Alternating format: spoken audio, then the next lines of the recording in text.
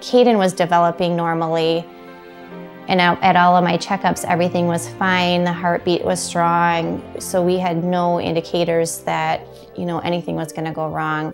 She was in labor for a few hours, and then when Kaden was born, we thought everything was fine, but when the nurse said, or the doctor had put Kaden on her stomach, he wasn't breathing. He was kind of gasping for air. The baby was delivered and was having respiratory problems, and the nurses did all of the things that they're supposed to do and, called us or called me because I was on call that night. Then I came in and did the things that we do for babies that are having respiratory problems. The nurses, two of them stayed there with us after they took Kaden away and just assured us that everything, would be fine, and the doctors were taking care of him. Dr. Haig came in and he said, we're not really sure why he's not breathing, and we have the Mayo helicopter on the way, and then that's kind of, when we all lost it. You wouldn't have to airlift somebody unless it was really serious. And I was scared. I was scared he was going to die.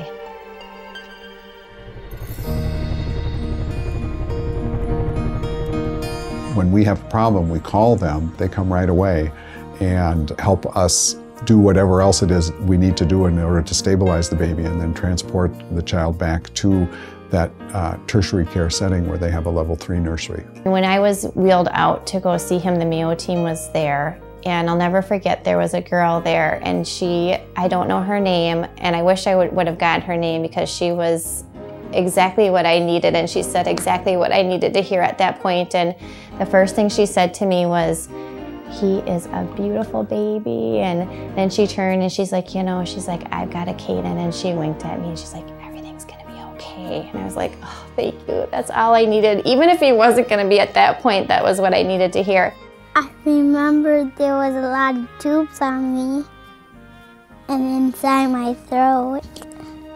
That was very trying because, we were all there, and here's this little baby inside a machine, and you're hoping that this is not the last time you'll see him, but you never know. It was hard, but they said they were able to get him there in time, and the rest is history on that.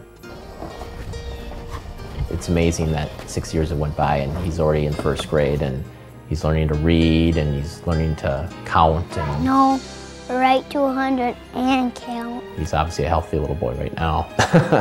Even if you would have been here a month after he was born, you would have never known. We can't find anything wrong with him. He's perfect, yeah. It was not even a question in our mind on where we were going to have our second baby, knowing that we had the chance of having another baby with a complication. You never know. And so, we knew we needed to go to Luther just for that comfort. When you are on call and you know that you're the one who's on the line as far as taking care of whatever situation it happens to be, when you find out that the child is doing well down the road and hasn't had any significant problems, it really makes you realize that what you do is a good thing.